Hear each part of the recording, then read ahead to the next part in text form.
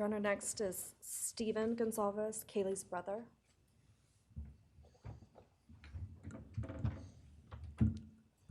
Stephen's actually gonna pass. I'm gonna go. Okay. Alivea Goncalves, Kaylee's sister.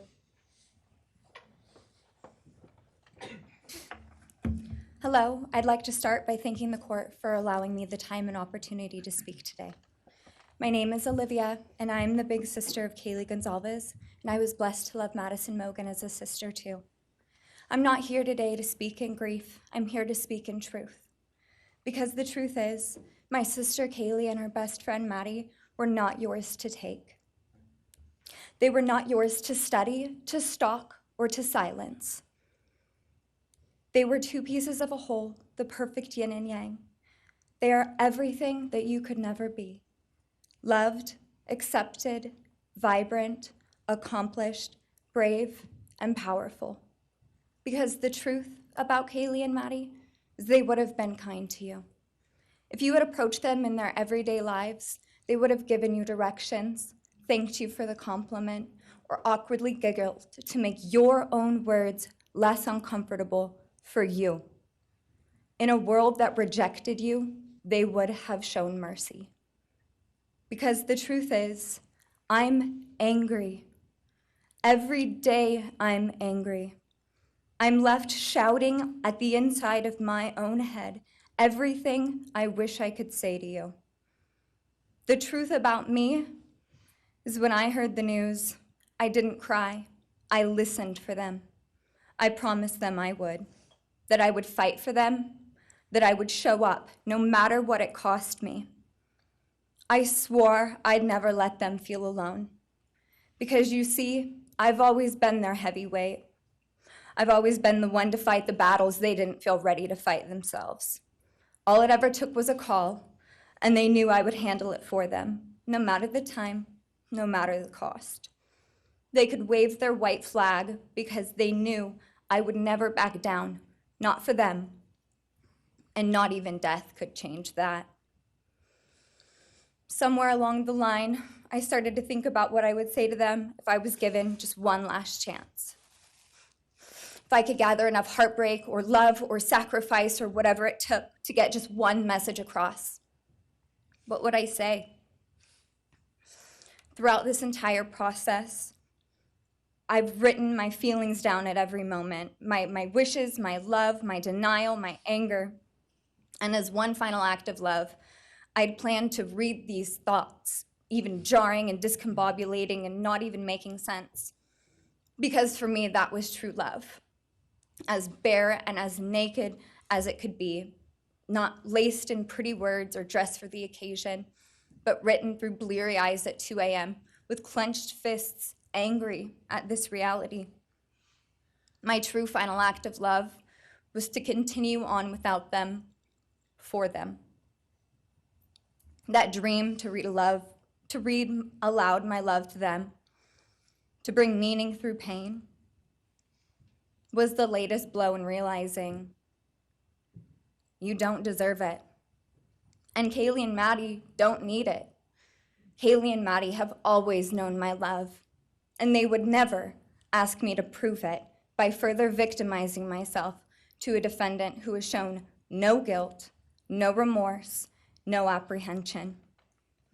They would say to me, "Why would you give the satisfaction of showing vulnerability now? You promised you would never back down." And for that clarity, I'm thankful. I won't stand here and give you what you want. I won't offer you tears. I won't offer you trembling. Disappointments like you thrive on pain, on fear, and on the illusion of power. And I won't feed your beast. Instead, I will call you what you are: sociopath, psychopath, murderer. I will ask the questions that reverberate violently in my own head, so loudly that I can't think straight most any day. Some of these might be familiar, so sit up straight when I talk to you. How was your life right before you murdered my sisters? Did you prepare for the crime before leaving your apartment? Please detail what you were thinking and feeling at this time. Why did you choose my sisters? Before making your move, did you approach my sisters? Detail what you were thinking and feeling. Before leaving their home, is there anything else you did? How does it feel to know the only thing you failed more miserably at than being a murderer is trying to be a rapper? Did you recently start shaving or manually pulling out your eyebrows? Why November 13th? Did you truly think your Amazon purchase was untraceable because you used a gift card? How do you find it enjoyable to stargaze with such a severe case of visual snow? Where is the murder weapon, the clothes you wore that night? What did you bring into the house with you? What was the second weapon you used on Kaylee? What were Kaylee's last words? Please describe in detail the level of anxiety you must have felt when you heard the Bearcat pull up to your family home on December 30th, 2022. Which do you regret more?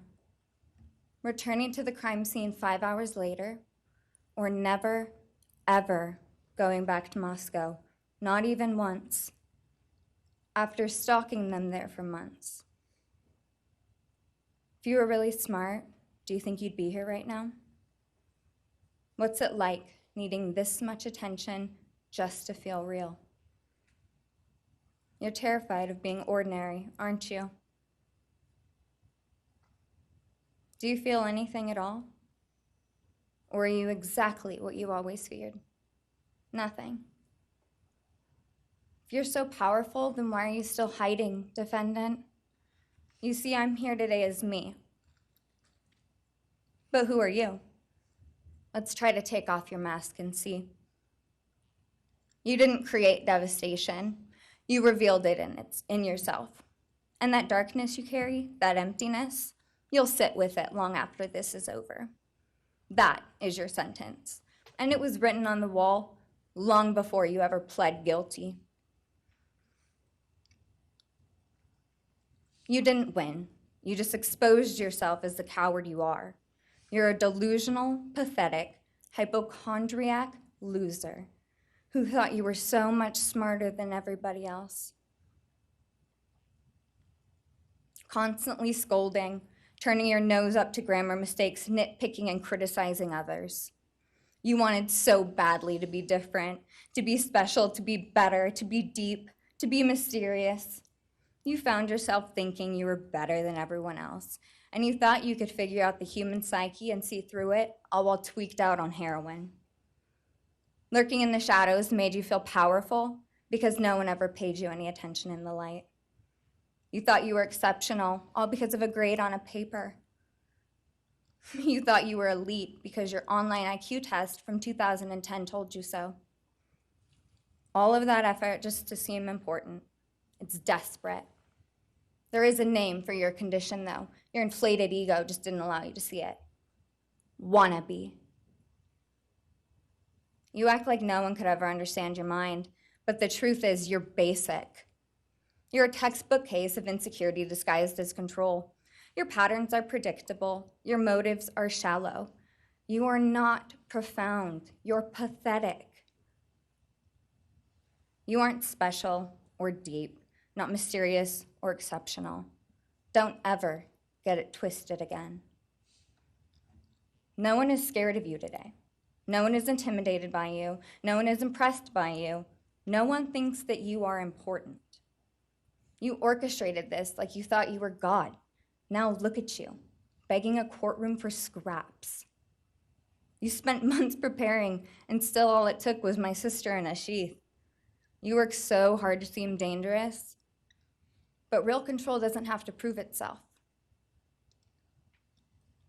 The truth is, the scariest part about you is how painfully average you turned out to be. The truth is, you're as dumb as they come.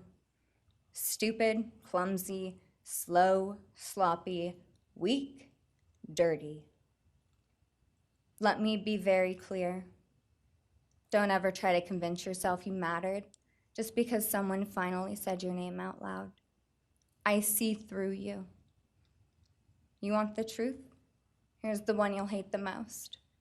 If you hadn't attacked them in their sleep, in the middle of the night, like a pedophile, Kaylee would have kicked your fucking ass. Thank you. Thank you.